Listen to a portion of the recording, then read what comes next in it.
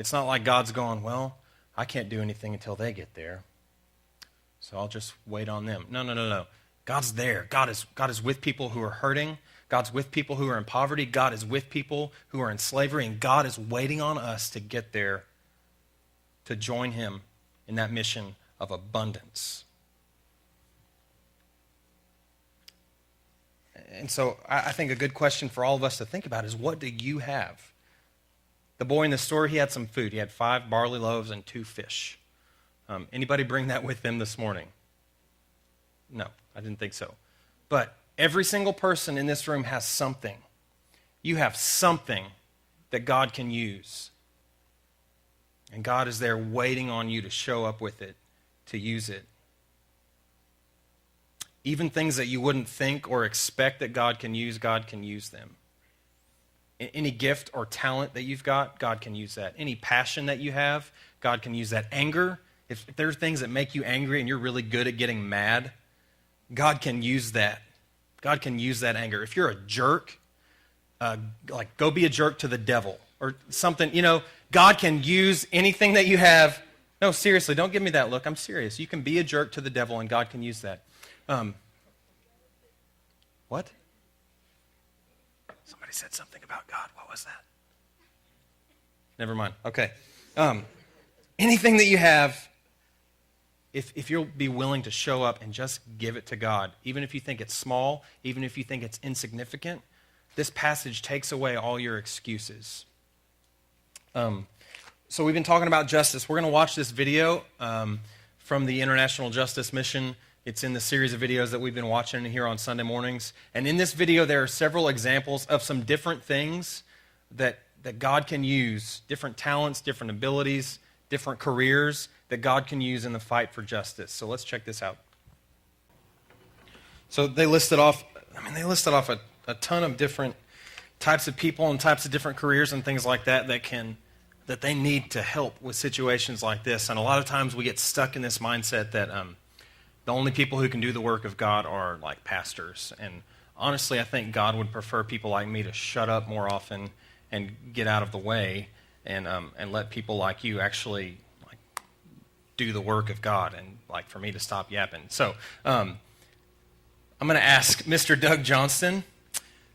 Doug is a lawyer in Nashville and is also Caroline's dad, and he has done some work with IJM, and so wanted to bring him up, and we're going to ask him some questions about some of the work that he's done, some of the things that he does with IJM. So go ahead, tell everybody who you are.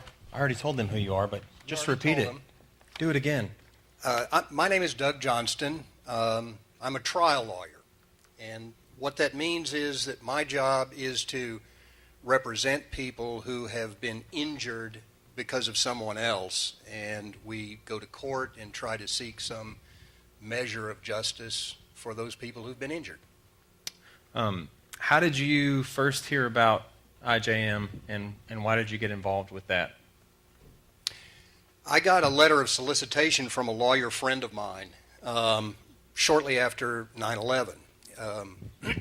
He had met Gary Haugen, who you saw, the guy with the funny haircut on there, if you haven't seen him before, and was so impressed with him that he immediately got onto an airplane and flew to India and was one of the first volunteer lawyers in India to help IJM.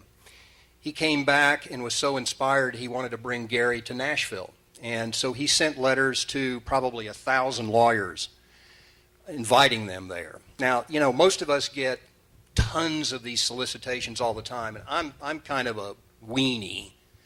If I get something and I start reading it, I start bawling, I've got to give to this. And so I've gotten to where I throw most of them away because I just can't do that.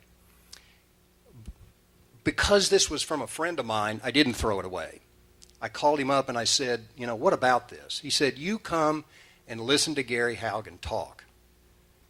And if you don't think this is the real deal, just walk away. But I'm telling you, it's the real deal. I went and I listened, and it is the real deal. About 3 weeks later, actually a little over a month later, a bunch of us from Nashville, lawyers, were on an airplane flying to Chennai. Wow. So when you went there, what did you do? What kinds of things were you involved with while you were over there? This was in 2002, and in 2002, IJM was so small that most of what they were doing relied upon volunteer lawyers, investigators, all that sort of thing. And so we were really in the vanguard. I'll tell a couple of stories. Sure.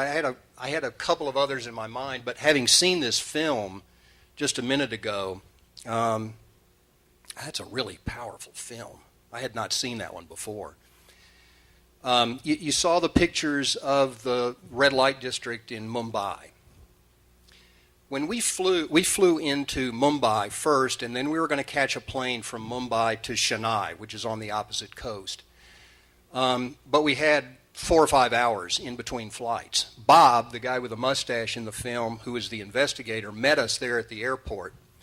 And he said, "Okay, guys, we've got several hours. You can either sit here and wait, or I can show you something."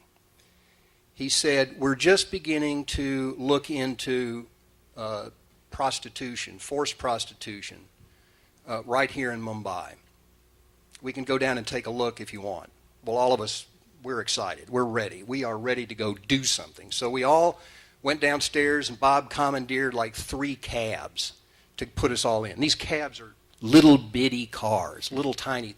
So we're all crammed in there, sitting on each other's laps and leaning out the windows and speeding down at like 3 o'clock in the morning in Mumbai, about 20 minutes downtown to this place that you just saw. Wow.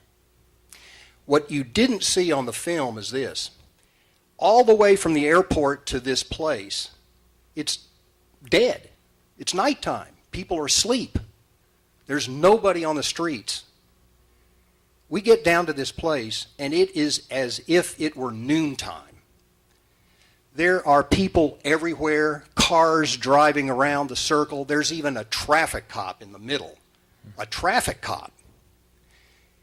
Bob pulls the 3 cabs over to the side of the road and stops, and he says, "Look down that alley."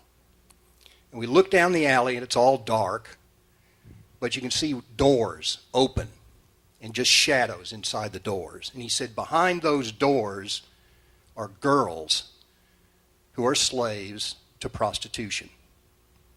We're just beginning the investigation. We're going to need some work on this. And you've seen what that looks like. The other quick story I'll tell you. We were in the interior part of the state of Tamil Nadu. And we were on a couple of big buses that were taking us to this little bitty village to interview a big group of people who were enslaved in a brick-making operation. You saw some of that in this. All of a sudden, the buses pull over to the side of the road, and Bob and a couple of the other investigators get out. They're talking on radios, and we can't figure out what's going on. We sat there for probably 2 or 3 hours just waiting.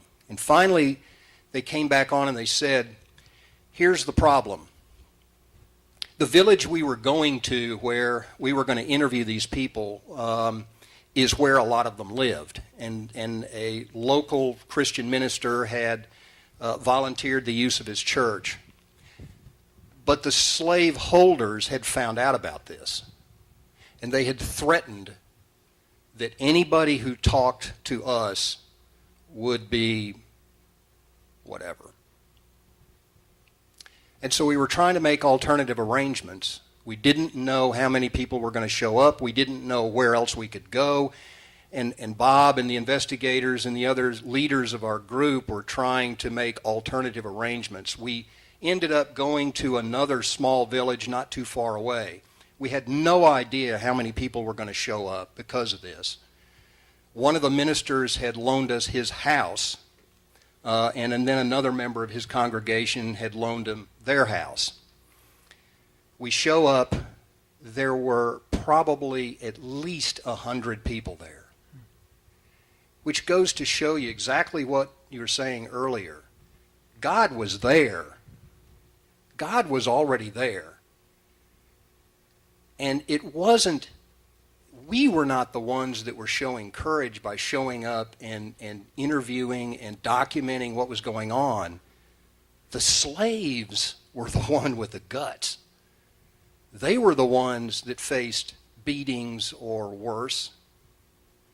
And yet they still showed up because they were so anxious for what we had to offer. A chance at freedom. And that's all it was, a chance. So I ended up that night on the roof of this man's house, sitting on an overturned bucket with my interpreter holding a lamp so that I can see enough to write down the necessary information while the various people I was trying to interview were sitting on another overturned bucket. And we got it done. We got it done. So what would you say, I kind of said this a minute ago, that more than just pastors can and are called to do the work of God. And you're a lawyer and you're doing that with IJM. What different kinds of things are needed? Wow. I mean, is there anything that couldn't be used? There is not anything that can't be used. Can I tell one more story? Sure. That's not directly related to IJM, but illustrates this Absolutely. point. Those of you who were in the 8:30 service heard Bishop Pennell talking about back in the old days in Memphis where you'd walk around and water coolers still had colored and white. Well, the same thing was going on in Nashville in 1961. In 1961, the barriers of segregation began to come down. They came down not because political leaders decided that this was sin and this was wrong and we needed to change it. It didn't happen because business leaders decided that this was wrong and it needed to stop. It happened because students, a group of students from Vanderbilt Divinity School, Peabody, Fisk, TSU, and Meharry got together and through prayer and perseverance changed that system. They sat in at lunch counters where African Americans were not allowed to sit, and they sat there day after day being spit on and yelled at and having drinks poured on them and food dropped on them and being beaten and arrested. And yet through prayer and perseverance, they stayed with it. And those students, kids, 18, 19, 20 years old, made a gigantic difference that no adult could do. Yeah. Thank you so much.